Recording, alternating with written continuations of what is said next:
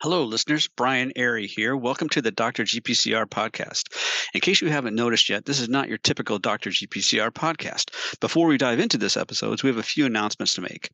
We are thrilled to announce that our Dr. GPCR ecosystem is growing and are delighted to count Domain Therapeutics, GPCR Therapeutics, Design Pharmaceuticals, and Montana Molecular as our ecosystem partners for the next year. Become an ecosystem member yourself and join our partners and your colleagues today. The ecosystem is your GPCR-focused virtual playground. Join over 600 of your peers who have already started exploring, connecting, and collaborating better. You can explore the ecosystem by signing up and getting a free site membership. For the next couple of weeks, once you sign up for your free account, you can watch the talks from the third edition of the Dr. GPCR Summit for free.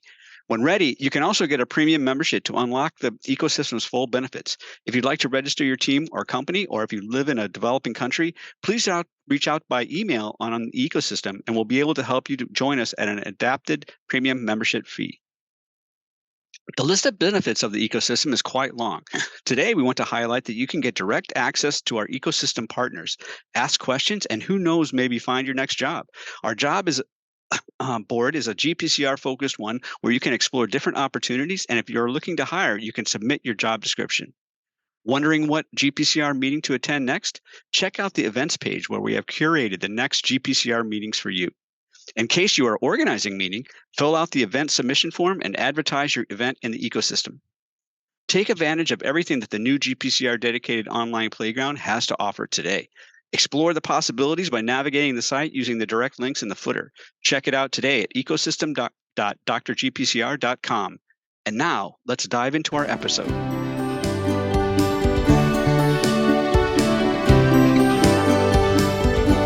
Hello, everyone. This is Yamina from Dr. GPCR, and today we're recording a special episode where I am not driving the conversation. Brian, the floor is yours. Thanks, Yamina. For those of you who don't know, this is the 99th episode of the Dr. GPCR podcast, and in special recognition of this milestone for the podcast, I am the guest host, and I'm going to be interviewing the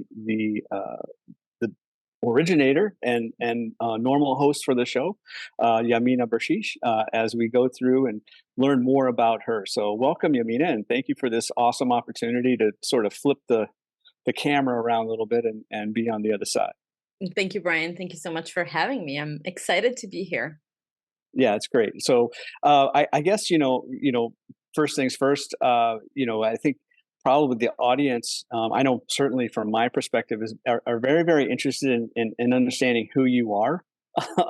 You've quickly become an icon in the GPCR field over the last several years through the podcast and the Dr. GPCR ecosystem, and which I think has just had an incredible impact in generating excitement around GPCRs, but also receptor pharmacology in general. So why don't you give us the audience a little bit of backdrop on who you are, where you're from, and how you got into this whole thing? Perfect. Happy to do that. How far back do you want me to go?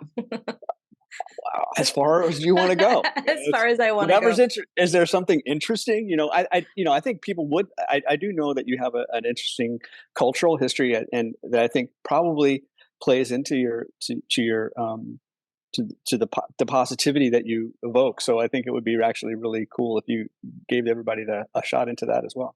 Cool. All right. So happy to do that. Very long story. I'm going to try and make it as short and direct as possible. So I was born in Romania. I am half Algerian, half Hungarian. But the short answer to when people ask me where you're from, I say I'm Canadian. Because the reality is that I've did my undergrad. Actually, I finished high school, college, undergrad in Canada, in Montreal. And I ended up doing a bachelor in biochemistry at the University of Montreal. And I don't know if I told you this, but the reason why it ended up being biochemistry and not chemistry is because biochemistry started with a B and chemistry started with a C. And I'm glad, because I don't think I would have been a very good chemist. And it's during my time at the University of Montreal, I think it was the first or second year, when we had a course about cellular signaling, and that's when I first met Michel and Alisa Lapour, who were giving the course together. That's Michel Bouvier, for those who do not know. Yes. Yes. We're not on a first name basis. Yes. And he was so, and both of them actually, both Alice Lacour and Michel Bouvier were very enthusiastic around GPCRs. And this during the second year of of training, you could spend a summer working in a lab. And no, I did not spend it in Michel's lab. And that was someone else who, if he listens to the podcast, knows, and we're pretty good friends. But I never miss an opportunity to tell this, to put this out there. But basically, I ended up spending a summer at the Saint Justine Research Hospital, working in a lab on chemokine receptors. And that's when I decided that I wanted to continue in the GPCR field. I did a master's, a PhD in the same lab, affiliated at the University of Montreal. And after that, I followed that up with a postdoc at the Rockefeller University in Tom Sackmar's lab. And then I spent almost 3 years at the NIH, at the NIAID. I was working in the B-cell immunology lab. And after that, I switched to now what people were calling 20 years ago the dark side. I ended up working at a small biotech company, and then COVID hit, and that was the inception of Dr. GPCR. We were all locked up. I needed to stay close to the science. I needed to stay close to the field, and the idea of the podcast itself came through listening to another podcast about consulting, and I thought, we should do a podcast. And I figured, well, nobody would be interested listening to me. And that's when I decided to start interviewing people. And I think the rest is pretty much history. But from a job perspective, I switched from working in the lab to working in sales. At Appcam, I spent some time, and then I switched into a different commercial role, still close to the science, not working in the lab, but my heart is in the GPCR field, as you all know. That's amazing. So it's really, I think, a great story around, just following your path, right?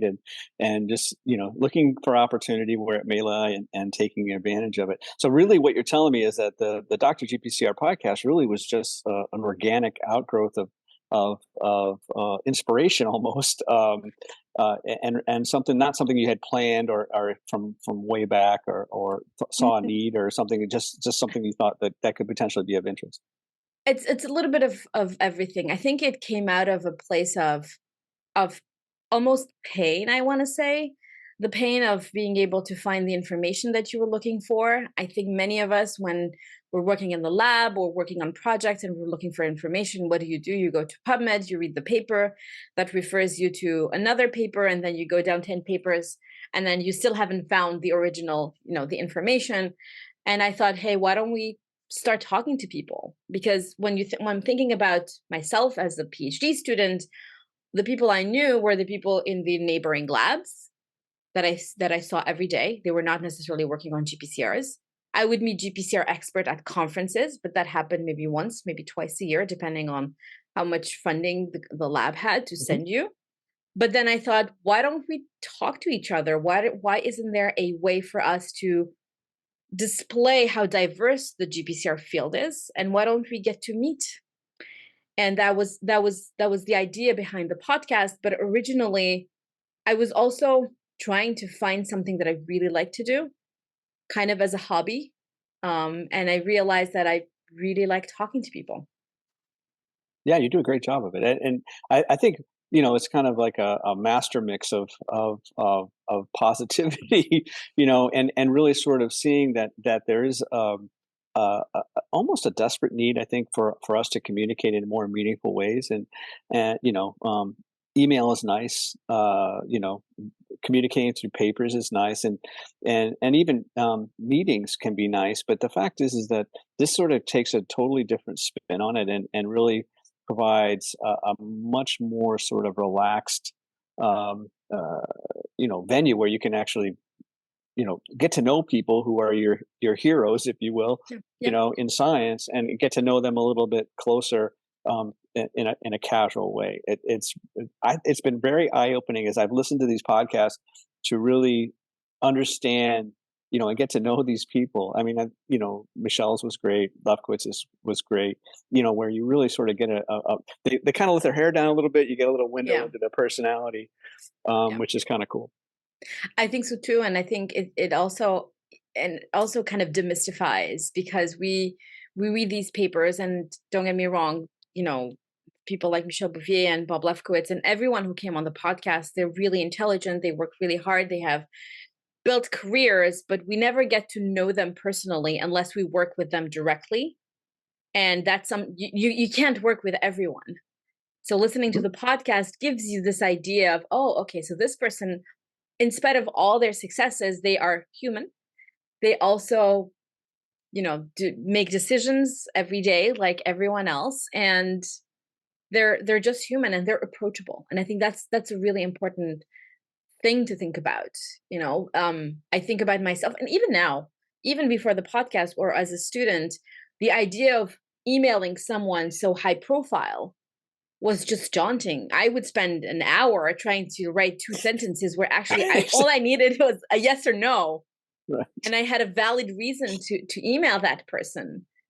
And I keep telling myself, these people, these scientists are human. They still need to eat, sleep, just like I do. So why don't I just go, respectfully, obviously, respecting their time, but also just go ahead and ask my question. Yeah, exactly. And I think we touched a little bit on our podcast together. There was the first one, that most of these people really do want to help, and I think that's an inherent sort of human condition, and we just got to tap into that if we do it in the right way. So I want to ask another question to you around, and this is a more personal question. Sorry, just so people can have again more insight into who Yamina is, and so what do you do when you're not doing your day and or night job?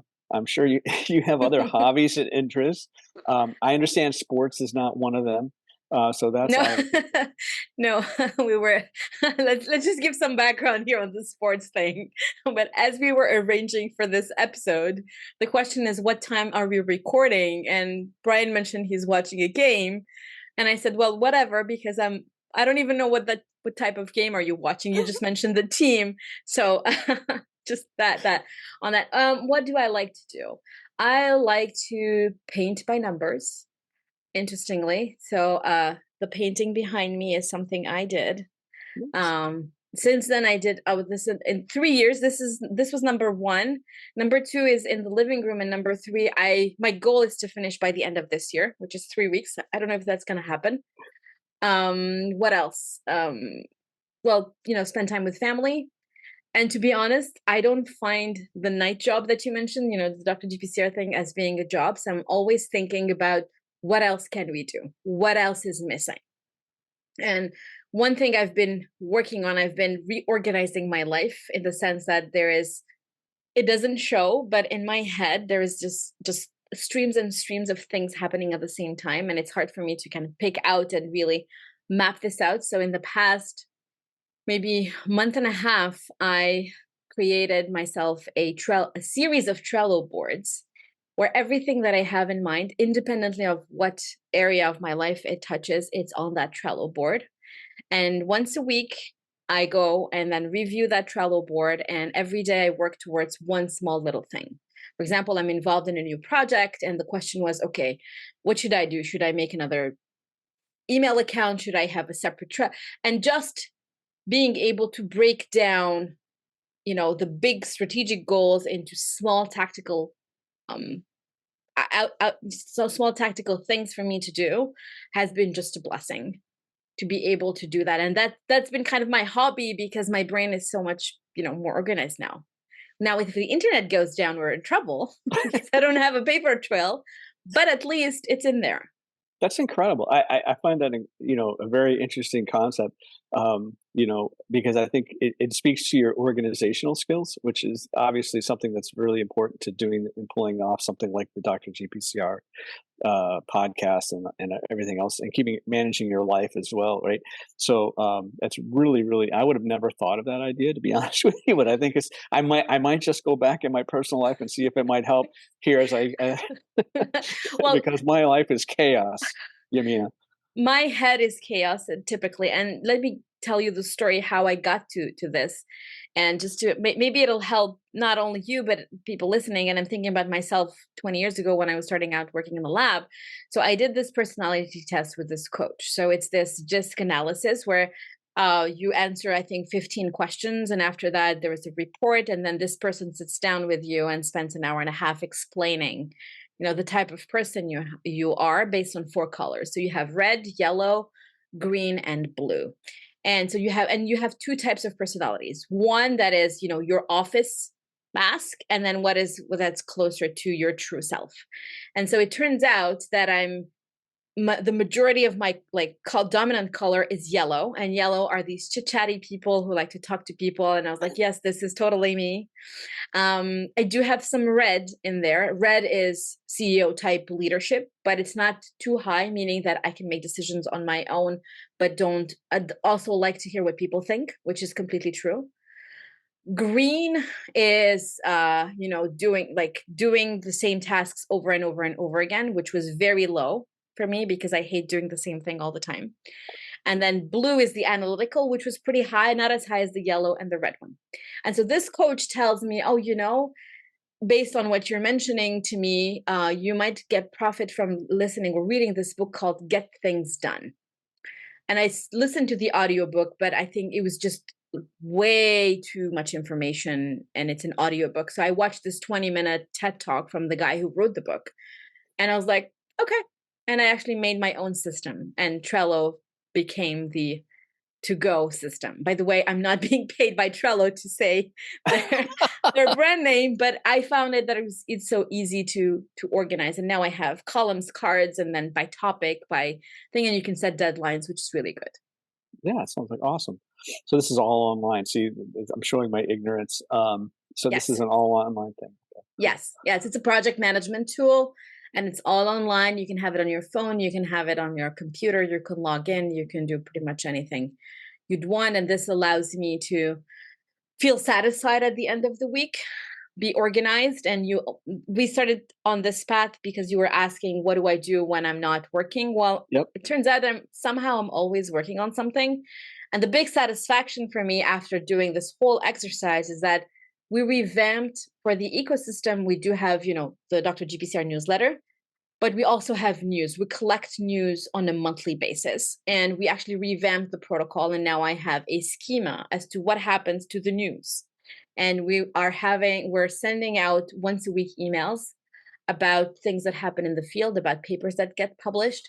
Mm-hmm. And so that was the most satisfying thing in the past 2 weeks, that I have the schema, and now it's distributed who does what in the team, and it's just so much better. And it sounds like work, but it's fun.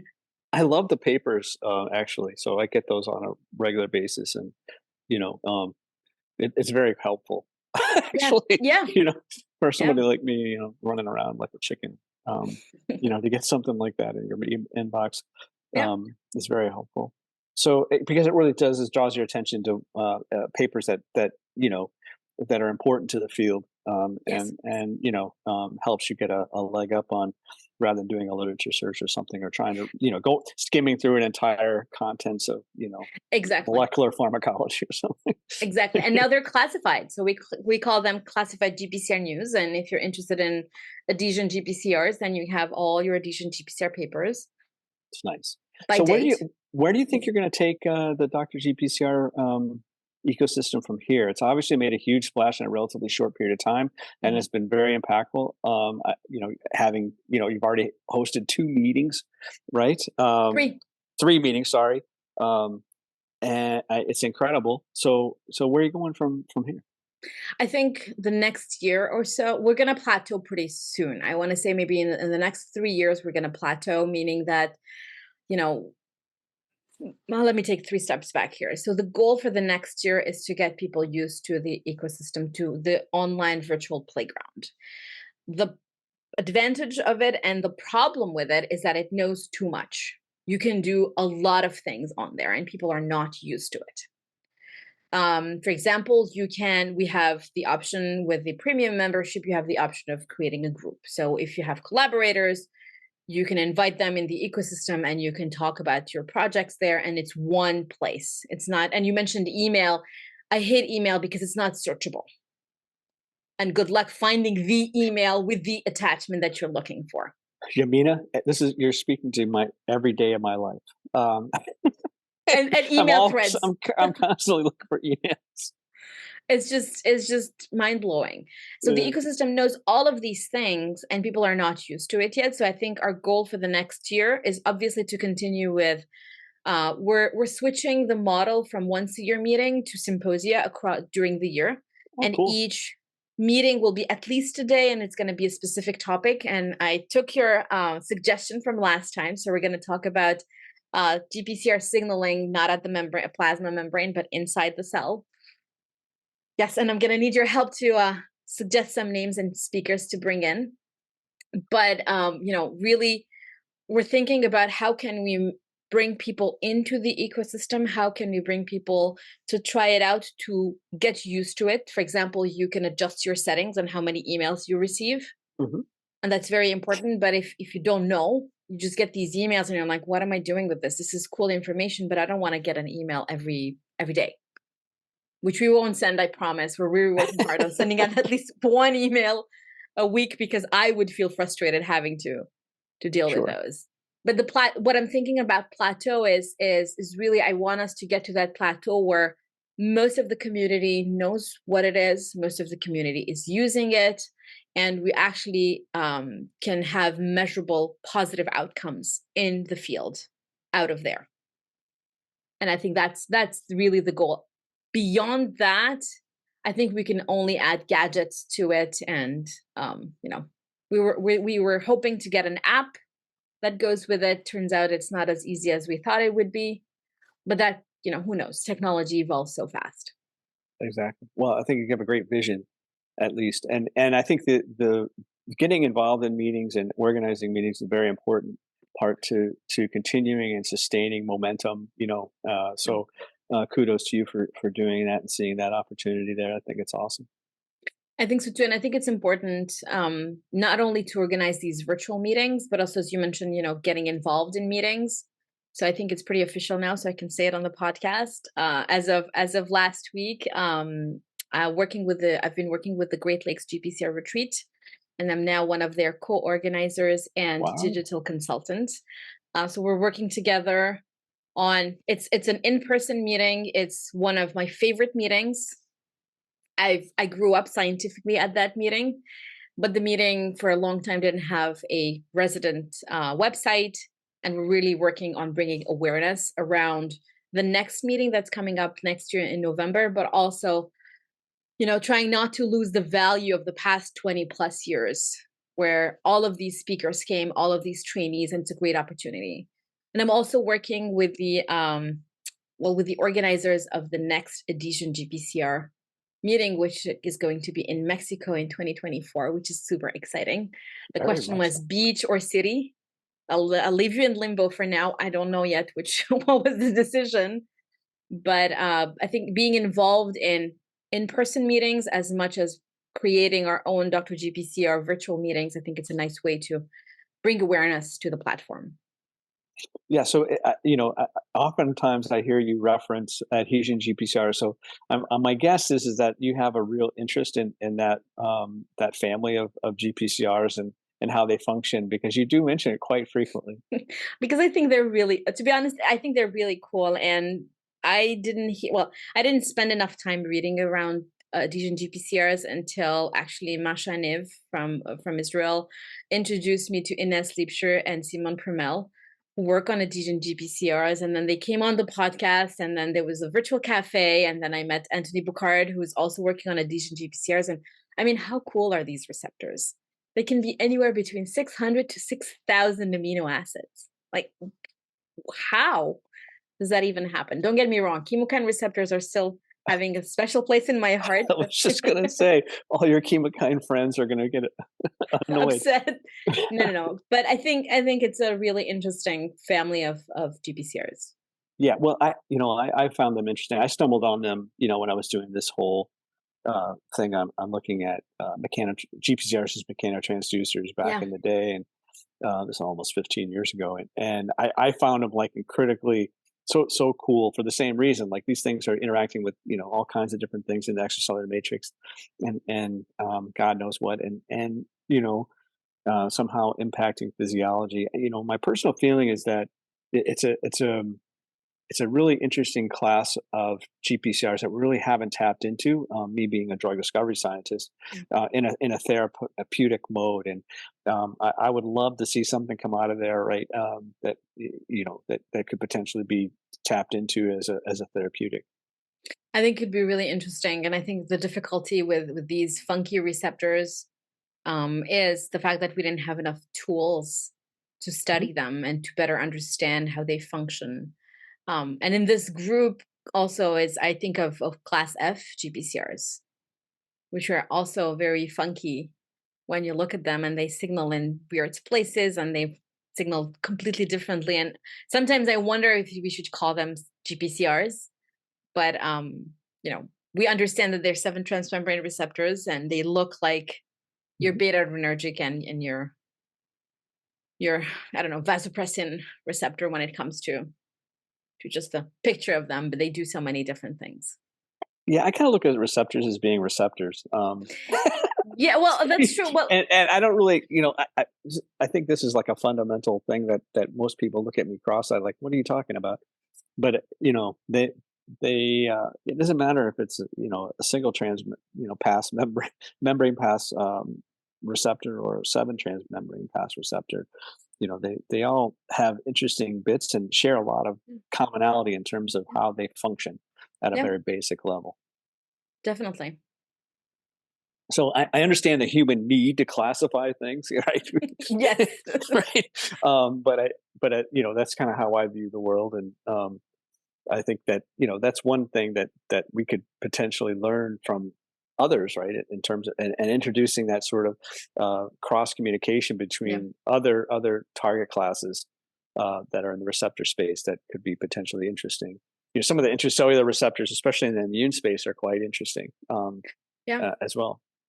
I think so too. And I think, there is a lot of okay, let me tell you the story. I don't know if it's gonna happen or not, but as most of you have heard before, and I'm sure you know this as well, when I started working on chemokine receptors during my master thesis in the second year, the paper with Michel Bouvier came out where we showed the homodimer of CXCR4 and then the heterodimer with CCR2. And I learned how to run bread experiments from his postdoc, Yamina Berchiche, who was in this amazing scientist. I always loved working with Yan. He was a great mentor. And so Yan went back to France, and I haven't spoken to him in maybe 15 years. And the other day I get a message and he messages me on LinkedIn and he says, Yamina, you are Dr. GPCR. I cannot believe this. And I said, well, yes. And then he says, what about ion channels? And I said, let's do this. I said, I just need an expert on ion channels and we can create Dr. Channel, you know? And yeah, Absolutely. PNAS paper. So just 2 or 3 weeks ago, biosignaling in ion channels, ligand gated ion channels. This is actually chapter 6 of my book, published in 2014, is about this concept. And I was like so excited to see that, where they're really showing with Brett assays, this biosignaling that you can get in ligand gated ion channels in terms of modulating the ion selectivity. It's pretty cool. it is. And the thought was, okay, so we need maybe a Dr. Channel and we need other doctors. But for that, I need experts to help guide, the science. I think we can nicely copy the infrastructure of Dr. GPCR. But I'm thinking, how about we construct and make another circle, a bigger circle that encloses all of this, and then we can all talk to each other and take advantage of the techniques that were specifically Mhm. developed for one target versus another. So maybe we should have Dr. Membrane proteins out there. Maybe, but the thing, I mean, as a drug discovery guy, somebody who's worked, at this for a long time, I won't age myself, but 25 plus, Brian. thanks, Yamina. You just called me out there. Uh, you know, it's there's very interesting thing, and taking that approach to drug discovery that has been perfected, I think, in some ways in the GPCR space, and applying it to other target classes that where they haven't necessarily perfected it, because I see this every day. Yeah. Where one of the things I try to bring to these other programs is really sort of okay, this is how we would do it in this space. Yeah. And maybe you should consider doing it this way, in your space, and maybe we can get some traction on some really difficult to drug targets. And so, I love that idea of crosstalk and interaction. Yeah. Yeah, totally. I could definitely see the Dr. Channel thing happen. I'm no expert at ion channels, but if anyone's listening and Me either. wants to help out, I'm really happy to help out and build that. And it could be a really nice partnership and complementary to the Dr. GPCR ecosystem. Yeah, it could. I think it's a really awesome opportunity. Yeah. So in terms of the the uh, the meeting for next year, talking about in addition to adhesion GPCRs, what other sort of ideas do you have coming up around those various symposia? That's a great question. So I was thinking of having these funky receptors all in one day: adhesion GPCRs, class F GPCRs, anything that's not your typical receptor. Your class A GPCR. Yes, your class A rhodopsin and beta adrenergic receptors. I think one other thing that I'm not as familiar with as I would like to is really all these structural methodologies, anything that's NMR, anything that's cryo-EM, and we can have workshops around these topics or that would be awesome, especially around the NMR piece. Not everybody has access to cryo-EM or even crystallography, of course. So using alternative methods to sort of try to interrogate structure function would be very, very helpful, I think, for everybody. I think that's one really interesting topic that I'd like to explore. And what else? I actually tried to get inspired, and so people are used to getting the newsletter, and then they have these sections of the newsletter, and I tried to use the title of those sections to create a 1 day or 1.5 day symposia around that. So the other thought would be, targeting GPCRs or drug discovery, GPCR drug discovery, and then have that day dedicated to labs and companies who actually are looking at molecules, any types of therapeutics. We can talk about that. I think AI, machine learning, is also really a cool topic and a hot topic right now. Without a doubt. Yeah. So I think really talking about these things. The other thoughts that I have, which I don't know how much they fit, because I have a third project in mind around it, would be workshops for trainees around grant writing, alternative careers other than lab scientist, and things like that. So I think there's plenty of ideas, and the idea would be to alternate this and do this every 2.5 months, have 4 or 5 of these next year, and also alternate with the virtual cafe, which we're going to be coupling to the virtual journal club, because this way we can have trainees. And if it's a journal club, I think the pressure is not as high when you're presenting, for example, a paper of interest compared to presenting your own data, where I know that your people are more comfortable presenting their data because they generated it, but sometimes you feel like, oh, I don't have enough data to present. So it's putting it out there, looking for speakers. People are gonna get emails from me telling them, can you please suggest? No, that's a super idea. Because I think the advantage to that is it gives people an opportunity to sort of hone their presentation skills in a larger environment. And from a trainee perspective, Yes. I know I certainly could have used that early on in my career. Me It took too. me a long time to get where I'm at. Just by making mistakes and learning from them. So having the opportunity to give something like that in a more broader audience would be super good.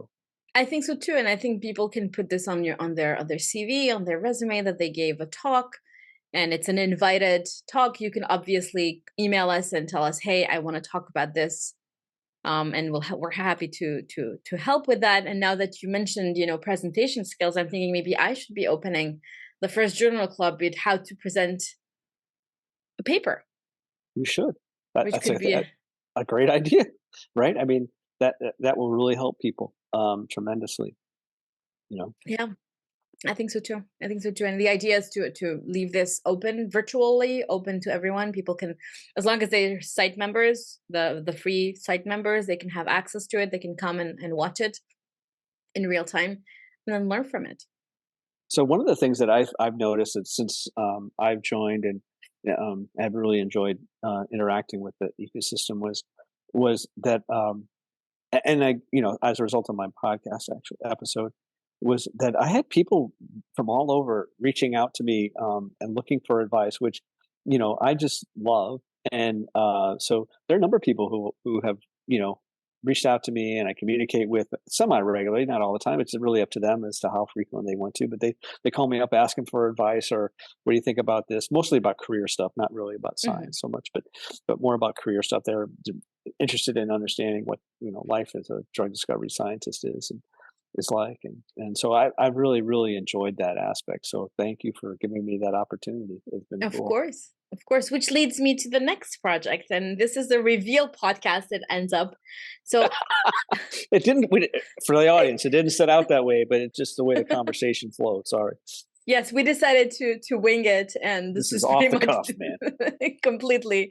So the parallel idea, and this is all thanks to Get Things Done and watching that 20-minute TED Talk, making space in my head and allowing me to think about projects and long-term things, is that yes, you mentioned career choices and people wondering, what does your day look like, or what does my day look like, or does any other scientist's day look like? And the idea is that this has come up a while back and kind of was put on ice, but it's creating a second podcast, which is called Life, Career, Job.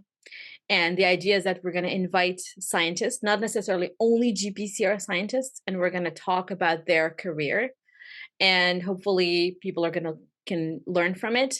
And we're pushing the boundaries, and we're going to make it live, and people can come and join in and ask questions during the conversation.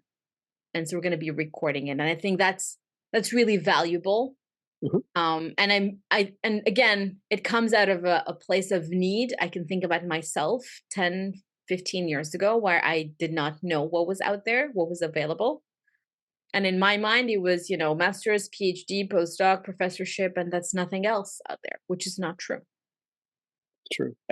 Absolutely. That's certainly true in the pharmaceutical space, right? Yeah. The sky's the limit, and you can follow a path there, even there. I mean, that you may start out like I did, running in vivo pharmacology experiments, and then ultimately find yourself leading a large group that does biochemistry and molecular pharmacology. It's just something that happens, right? Yeah. So there's any number of different ways that you can sort of model your career depending upon what your interests are. But I think really what that gets to is really that aspect of networking that really is at the heart and soul of what this Dr. GPCR thing is. And, I've met so many cool people as a result of this that I probably wouldn't have met actually ever. So it's been really, really cool. I can only echo that. Had I stayed working in the lab in any setting and not started Dr. GPCR, I would have not met maybe not even 1% of the people I met. We wouldn't be here for sure. No, that's right. We became fast friends as a result of just podcast. of a single podcast. And, it's been absolutely a pleasure because, you sort of opened my eyes up into things, as an old guy, doing things in a different way and maybe approaching my career in a different way even. And so it's been really, really rewarding for me, even as an older guy running close to a time where they kick him, to the curb. It's breathed a little bit of excitement into my life. So thank you very much. You're welcome. And, it's been very exciting to me too, to be able to talk to so many people. And I think it's just great. And I've said it multiple times on multiple episodes. I feel like the GPCR community is really an amazing space to grow up in as a scientist, and everybody is very supportive, and there's opportunities that can open up to you just by networking. And I think networking once a year when you get to go to a conference is not enough. Nope. And widening that circle, I think the ecosystem is really what is there for that. And really, I always wanted it to be inclusive. I always tell people, maybe not very elegantly, that I don't care where you come from, in the sense that whether you're from academia, I don't care about your level, I don't care what country you're working in, as long as you work on GPCRs, you're welcome in the ecosystem. And Yeah, absolutely. And so that's a great point, right? Because really what doing it in this format really transcends borders in some ways, right? I mean, yeah, right. And so there almost everybody these days, I would say, especially if they're somehow scientifically oriented, has access to the internet. Probably some places better than others, of course. yeah, More thinking more globally, but the fact is that they have an opportunity now to communicate probably in a much more seamless way than they had before. yeah, It's one thing to fly across to a conference in the U.S., right, from say Africa or someplace, right, yeah. whereas online you can just hit somebody up and say, yeah, let's talk online. Exactly, exactly. And in the ecosystem, there is this chat option, and you can chat with people, which I think Yep. is really cool.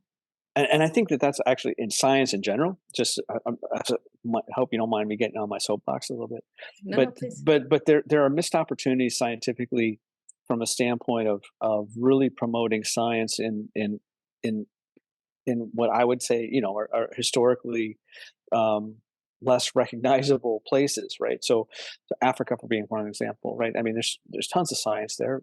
We need to be communicating that Yeah, and tapping into that and bringing them to into our sphere. Same thing with yeah, South America. I see a similar type of opportunity there. yeah, It's something that or even Southeast Asia. There's just these places where we could potentially tap into in a more inclusive way, I guess, is what I'm yeah. trying to say.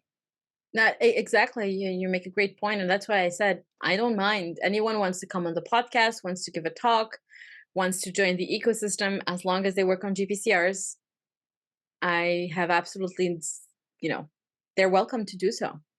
We should find somebody. I want to talk to you offline about this because we should find some people that we could potentially sort of tap into in the podcast to try to understand science from their perspective, the challenges they face, and how we can potentially Yeah, improve their way of being. agreed, agreed. We can talk about this offline then.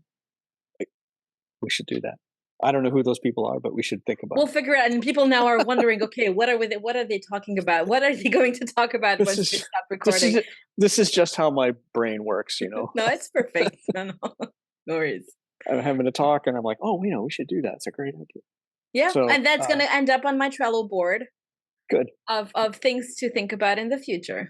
I feel somehow honored that I made your Trello board. Maybe it's like the thing to do. It's like go to the Oscars, get on Yamina's Trello board, Trello board, yeah. right up there. Nobel Prize, Right, that Trello kind of board.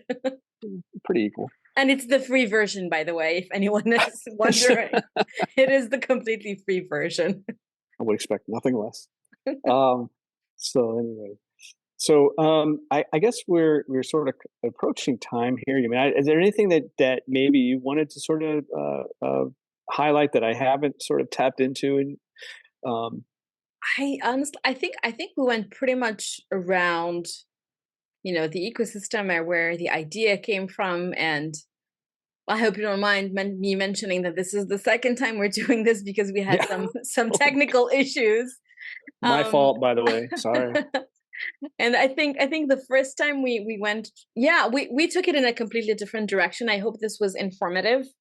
I honestly don't remember what we talked about. I only remember there was a lot of fun doing that last time. But I think the idea is I hope people understand that this came out of a need that I had, but also that I felt like the field had, the whole ecosystem. And I do it in my free time. I love doing it. Yes, there are mornings where I record podcasts at 6 a.m. And at 5, I wake up and I'm like, oh my God. And then as soon as the camera is on and I start talking to people, I'm like, wow, by 7:30, it's like it made my day. And that just gives me that extra energy to Sure. go about my day. And yes, sometimes I do have, when it's 6 a.m., I tell myself, okay, I need 2 coffees put two sentences together or two words together. Just so you know, I usually have 4 cups of coffee before I get to work. Oh my God. This is a true story every day. But as it turns out, coffee is great for your cardiovascular system. So There you go. that's very, very good for you. So and it's actually, there's a great dose. There's been a number of clinical trials showed dose dependency in the number of cups of coffee you drink today, and reduced risk for cardiovascular events. Wow. So So I it's should up my coffee drink intake. more. Well, interestingly, and people don't understand this. So I do drink 2 coffees a day, and it's typically half coffee, half almond milk. So it's 1 cup when you think about it. But I completed my undergraduate and graduate studies without drinking coffee. I used to drink coffee once a week, maybe just for fun. And then my husband and I got together, and he's the one who got me addicted to coffee. Now I'm not functional without my cup of coffee in the morning. That's what happens. But people are like, how did you do it? I was like, no, I just had tea. Wow. And, So I never drank coffee either. My father was a huge coffee drinker.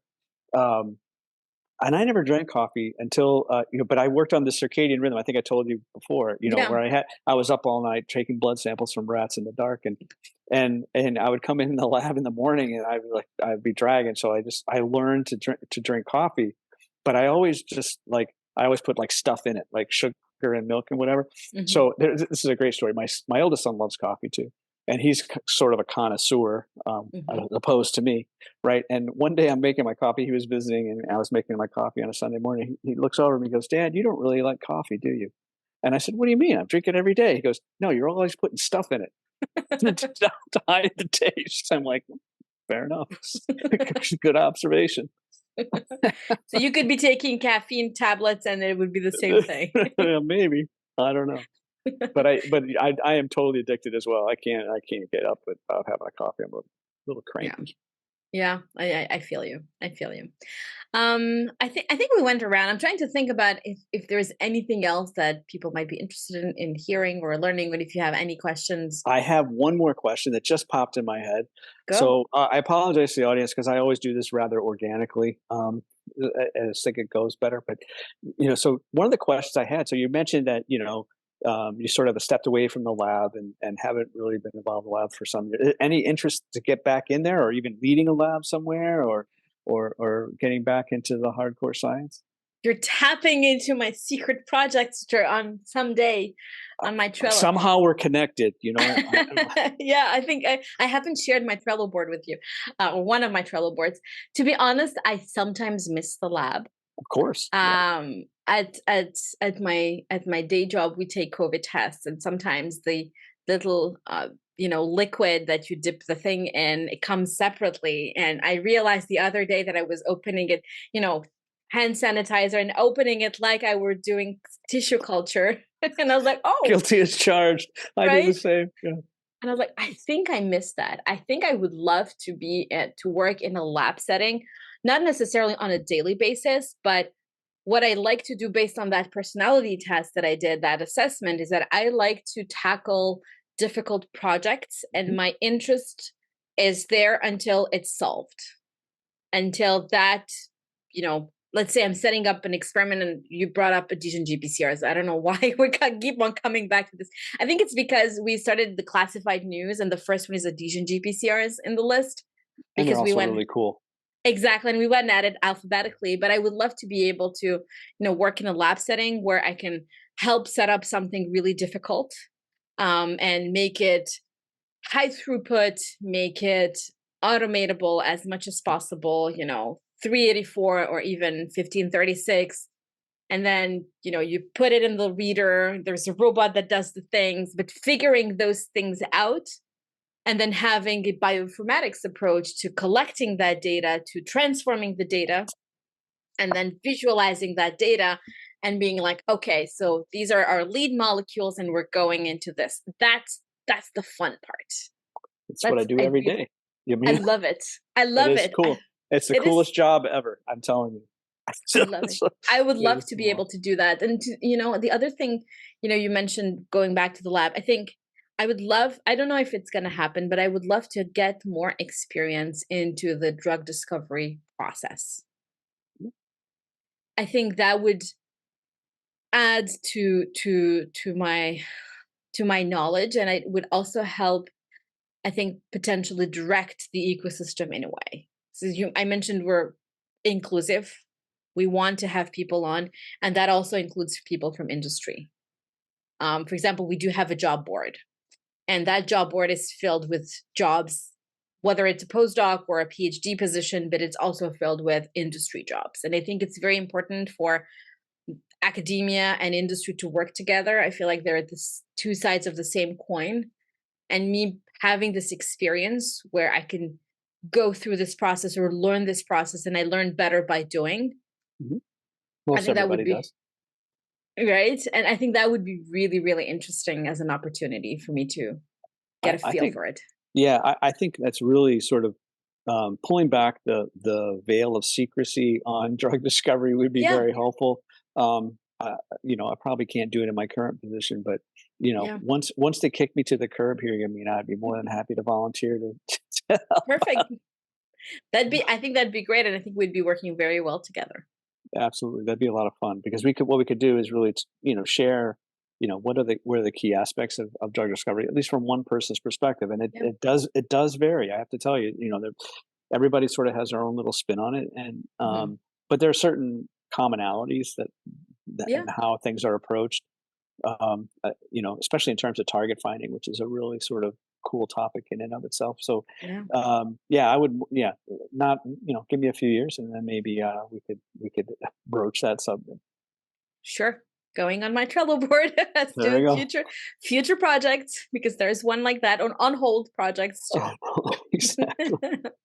But so anyway, I think we're at time. I don't have much else. I think it's been really fun. It's been really informative. I think it's really great to show the audience who you are, other than just the host of a really cool podcast that's been super impactful in a field of endeavor. And so thanks for this opportunity from my perspective. Been a lot of fun. I do enjoy chatting with you, and this is probably but people don't know how most of our conversations go. Yes. Whether it's over dinner or at a meeting or whatever, this is pretty much what we talk about. Unless it's text messages around sports. Sorry. Those are pretty short. Go Eagles, by the way. Go Eagles. And it's not a hockey team. No, not a hockey or field hockey even. It is football, as we all know. Well, it's funny because I was on my phone when you texted and I didn't spend the time to Google it or look it up. And I was like, whatever, he'll tell me anyway. I would. Yeah. You know me well. All right. Thank you, Brian. I really appreciated talking to you, and I'll talk to you soon. I'm going to stop recording now. Sure. Thank you. Thanks. Bye-bye. Bye. Thank you for joining us for this Dr. GPCR podcast episode. We would like to thank our guest and our Dr. GPCR members, Attila Forres, Ines Pinheiro, and Montserrat Avila, Zozoya and Nipuna Rasinga. A huge thank you to our ecosystem partners for their support, namely Domain Therapeutics, GPCR Therapeutics, Design Pharmaceuticals, and Montana Molecular. Please subscribe to the Dr. GPCR newsletter, find us on YouTube, and if you like our podcast, leave us a 5-star review on Apple Podcast. You can also leave us a testimonial at drgpcr.com, testimonials.